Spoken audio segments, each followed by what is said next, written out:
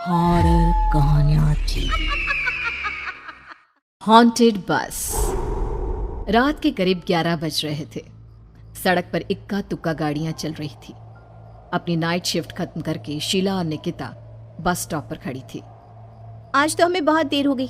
पता नहीं घर जाने के लिए हमें कोई साधन मिलेगा भी या नहीं। अगर कोई साधन नहीं मिला तो कहीं रात इसी बस स्टॉप पर ना बितानी पड़े। अपनी काली जुबान बंद कर। जब देखो तब उल्टी बातें ही करती है। अरे कुछ देर रुक जाना, कुछ ना कुछ मिल ही जाएगा। लेकिन काफी देर तक इंतजार करने के बाद भी उन्हें कोई बस नहीं मिलती।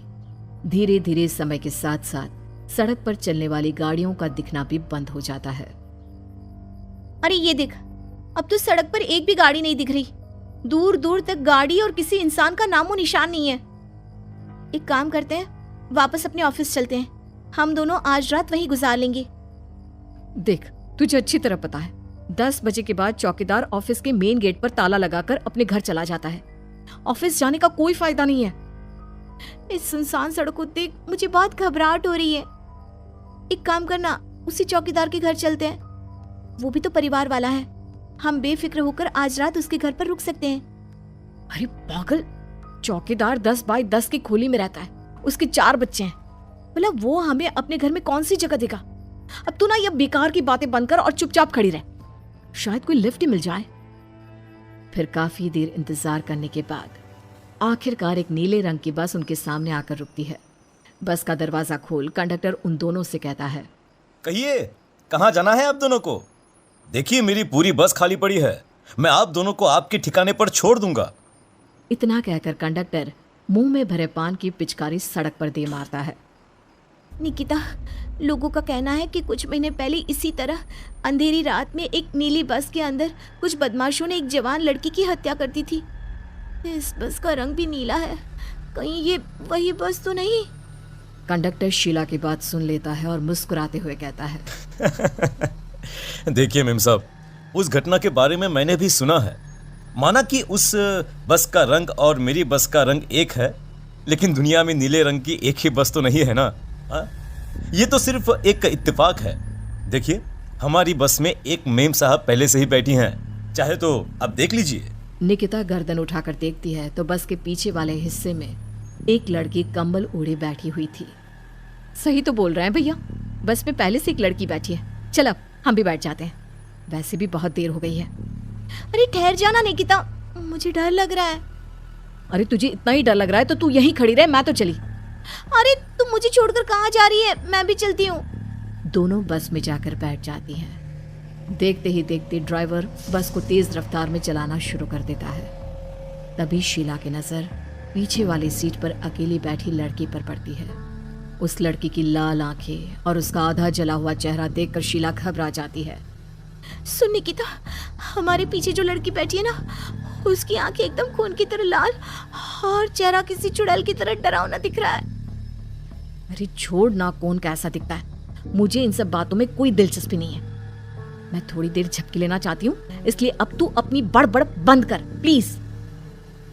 बेफिक्र निकिता अपनी आंखें बंद करके बैठ जाती है। दूसरी ओर बस जंगल के रास्ते में पहुंची है। चारों तरफ घना अंधेरा और साथ ही जंगल में मौजूद जंगली जानवरों की डरावनी आवाजें शीला को और भी ज्यादा डराए जा रही थी।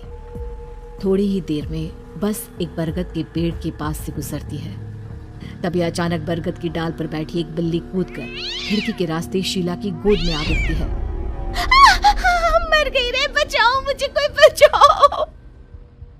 शीला के चिल्लाने की वजह से निकिता की आंख खुल जाती है और वो भी घबराकर इधर उधर देखने लगती है। तभी पीछे वाली सीट पर बैठी लड़की उठकर शीला के पास आती है और बिना कुछ कहे उस बिल्ली को शीला की गोद से उठा उसे सहलाते हुए अपनी गोद में लेकर वापस अपनी सीट पर जाकर बैठ जाती है। अरे शीला, तू तो बहुत ही डरपोक है। जरा जरा सी बात पर उछल पड़ती है। मैं कल से अकेले ही सफर करूंगी। अरे मैं क्या करूं? वो बिल्ली अचानक मेरी गोद में आ गिरी। अपनी बकवास बंद कर और मुझे चैन से सोने दे। इस तरह शीला को डांटकर निकिता फिर सो जाती है। पर तभी अचानक एक झटके से ब्रेक लगाकर ड्राइवर बस को रोकता है।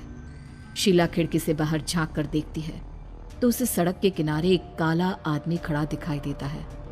उसकी बड़ी बड़ी दाढ़ी और अजीब से कपड़े देखकर शीला को घबराहट होने लगी। क्या हुआ ड्राइवर भैया? हाँ, आपने बस क्यों रोक दी? अरे वो देखो वहाँ, वो सड़क के किनारे एक आदमी खड़ा है, उसी के लिए मैंने बस रुकवाई है। शीला निकिता को धक्का देकर नींद से जगाती है। अरे अब क्या हुआ?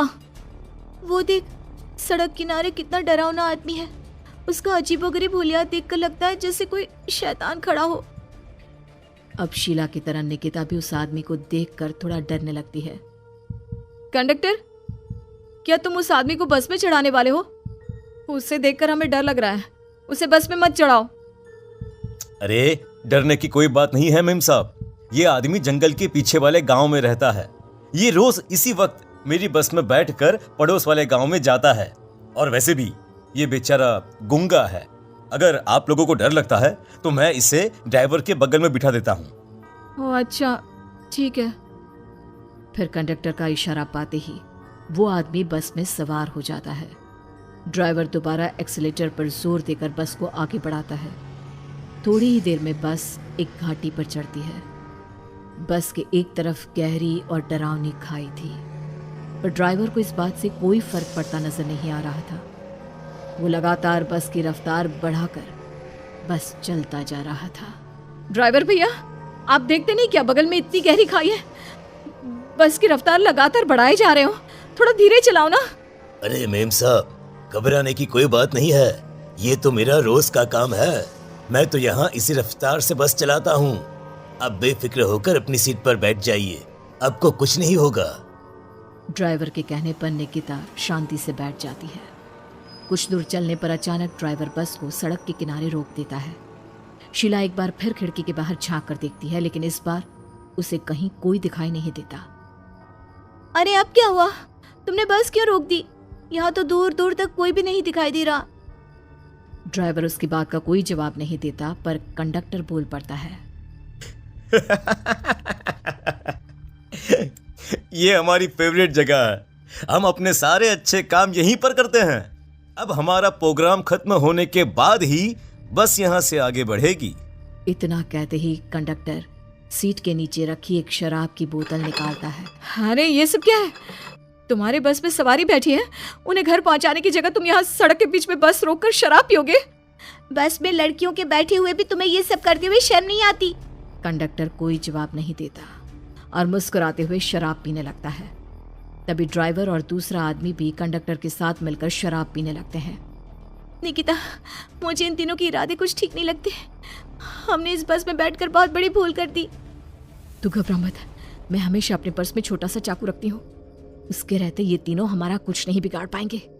देखो गज्जू भैया, हमारी बस में इस समय 3 जवान लड़कियां बैठी हैं। कहो कहो सबसे पहले किसका शिकार किया जाए? मैं तो कहता हूँ कि सबसे पहले वो जो पीछे अकेले जो बैठी है ना, उसे पकड़ कर लाओ। उसके बाद इन दोनों का प्रोग्राम फिट करेंगे। ठीक है, जैसी तुम्हारी मर्जी। अब वो आदमी पीछे वाली सीट पर बैठी लड़की के पास पहुंचकर उसका हाथ पकड़ लेता है, लेकिन तभी अचानक उस लड़की की आंखें जरूरत से ज्यादा बड़ी और लाल होने लगती है। उसका चेहरा गुस्से से लाल और उसके मुंह से नुकीले दांत दिखने लगते हैं। अरे अरे अरे ये क्या? ये लड़की अचानक इतनी खतरनाक कैसे बन रही है? इतने में वो लड़की उस आदमी को उठाकर वहीं सीट पर पटक देती है। मुझे हाथ लगाएगा, तेरी इतनी हिम्मत! जोर से चीखते हुए वो लड़की उस आदमी पर हमला कर देती है और पल भर में ही उस आदमी का काम तमाम हो जाता है। ये देख ड्राइवर और कंडक्टर के होश उड़ जाते हैं। इतने में ड्राइवर अपनी जान बचाने के लिए तुरंत बस से बाहर कूद जाता है, पर तभी बस के पीछे की तरफ से तेजी से आ रहा एक ट्रक उसे कुचल कर चला जाता है। एक ही पल में अपने दोनों साथियों की मौत देख अब कंडक्टर के हाथ पैर कांपने लगते हैं। ये सब देख निकिता और शीला के भी होश उड़ जाते हैं।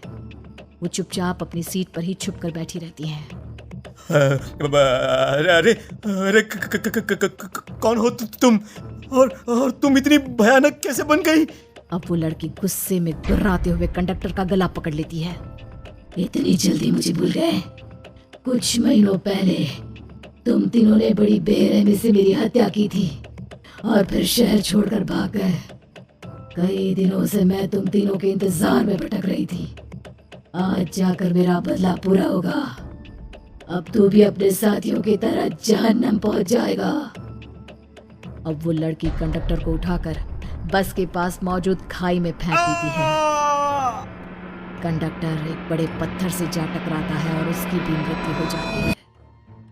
दूसरी तरफ ये सारा नज़ारा देख शीला और निकिता बेहोश हो जाती है। अगली सुबह जब उन दोनों को होश आता है तो वो अपने आप को एक सरकारी अस्पताल में पाती है।